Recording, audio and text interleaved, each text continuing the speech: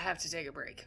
Because I literally, in an entire apartment by myself, save Erica, whose head is over there, just said, fuck, I don't want to write another crappy chapter. Like, I thought I was done. Like, I was so excited because I got the grooming chapter done, and I looked over and saw my saving grace stack and was like, yay! I get to write the pretty... Fuck. I don't get to write the pretty stuff yet.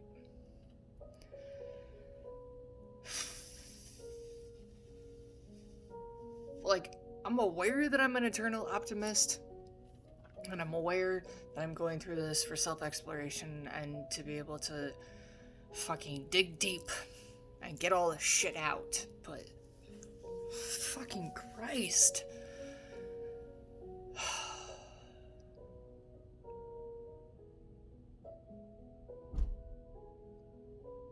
I work so hard to not be a victim.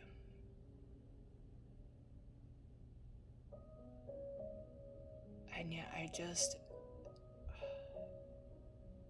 I'm not angry, I'm not sad, I might have some fucked up hair, but like, all I can think of is like, what in the actual fuck? I said that to my therapist tonight too, because like, I made sure that in setting up this week by myself, I had time with my therapist because I knew, and I brought my meds. Like, you don't just jump off the face of the earth for a week without like support systems, right? So she asked me, she was like, how you doing? I said, ask me another question, because I wasn't ready to answer. She asked me how the space was, and I said, well, I got this beautiful wall here, and it's working for its purpose. I'm getting a lot of writing done, and I'm comfortable in it, and it's big enough that I don't feel like I'm smushed, so to speak. So then we got back to it, and she said, how are you feeling? Like, what emotions are coming up with writing this? And I said, anger, which I expected, but not the anger that I'm used to. In my lifetime, anger has always been a bit of a shield for me. If I got angry enough, nobody was around. If I got angry enough, I didn't have to deal with the difficult emotions. Anger was used as a place to control, a place of power. It wasn't anger as an emotion, it was anger as a tool, a weapon. So it felt different to be anger from a place of lack of understanding, anger from a place of hurt.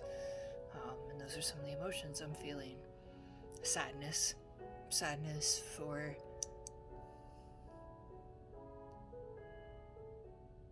a kid who got half a childhood.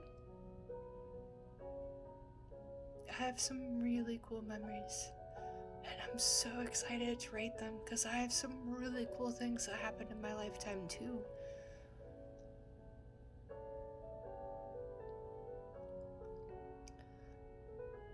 But tonight I discovered with my therapist that I don't remember a time that I didn't have to govern myself. I don't think that was on purpose. It was how they said it that became my perception that just went in my head. But I've always been on my own. As a tiny tot, I remember it.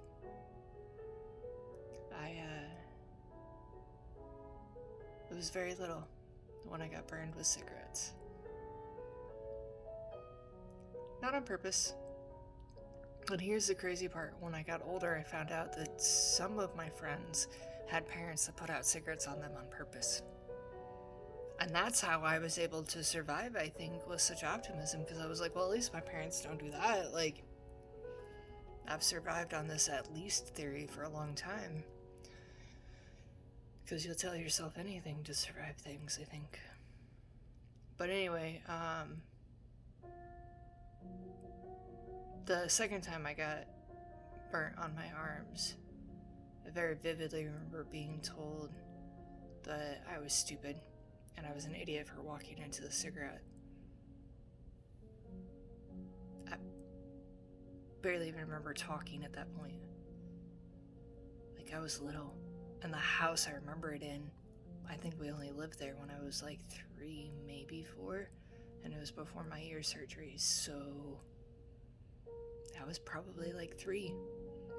And I got my butt swatted and told that I was an idiot for walking into a cigarette.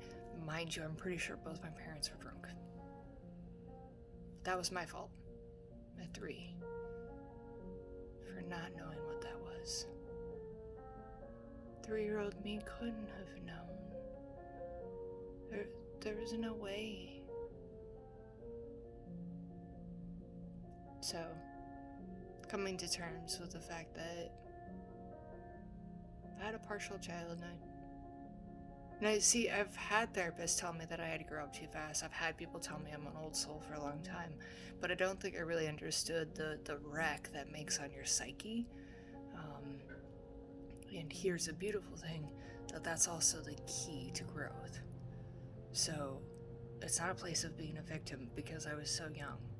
It's a key to understand that if that happened to me when I was 3, and that I self-guided from there. I remember getting both my parents dressed for a funeral and getting them into the car and starting the car for them so that we could go. I don't know that was safe now that I look back, but I didn't know that they were so intoxicated. I didn't know that they'd been up fighting all the night before.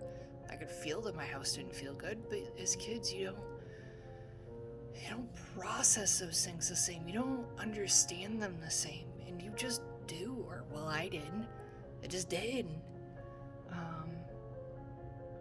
And if you knew me as a kid, none of these stories are going to be things you would ever have known about because I never told them. Which is why I'm telling them now. Which is why it terrifies me so much when I watch kids not talk. Because I know what can be trapped inside.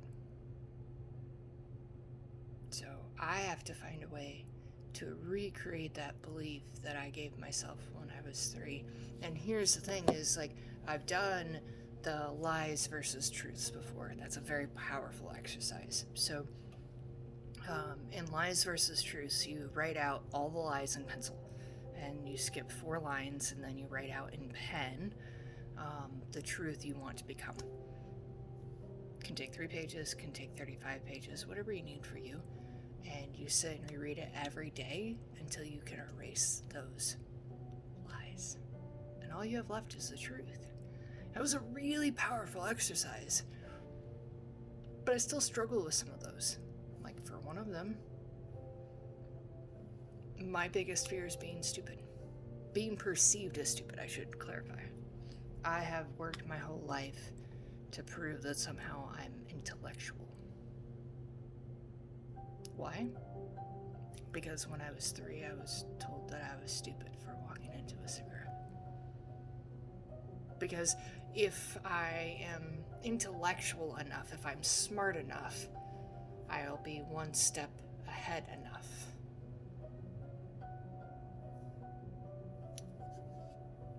It was my way of survival. It was my perception of what I needed to become. So I have to be able to backtrack and understand at what age those lies became my beliefs so that I can rewrite them. Because you can't fix them. Fixing implies that, A, there's something wrong with you, and I don't believe that for a minute. I might be a little jacked up, but I'm a complete human. I'm not broken. I refuse to believe that we as humans are broken. I believe that we all come complete. We just have to figure out what kind of complete we want to be. So, if I want to be a complete human, all I want to do is rewrite things. I want to become an evolution of myself, not a fix.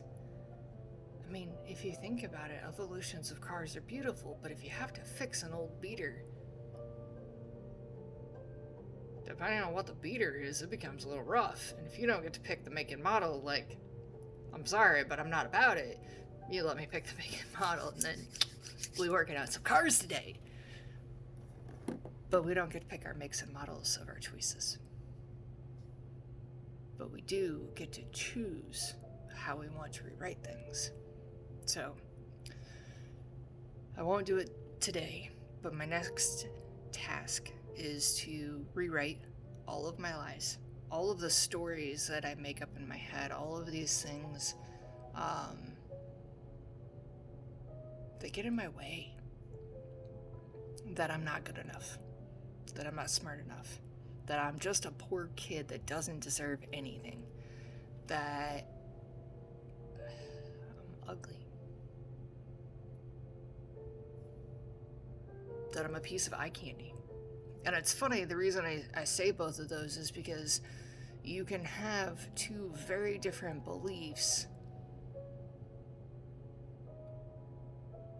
You can have polar opposite beliefs, but because of how you believe them, that's the part that's hurtful. So the common ground for those could be the same truth. So I could write two lies and create a truth together. But I also need to figure out, at what age did I start believing those? Because there is a certain stunt in growth mentally. There's a certain stunt in growth mentally that happens when you learn that belief at that age. So I look forward to doing that. Alright. Now that I've ignored my work, I'm gonna go finish writing these vile chapters, and then I'll get to the good stuff.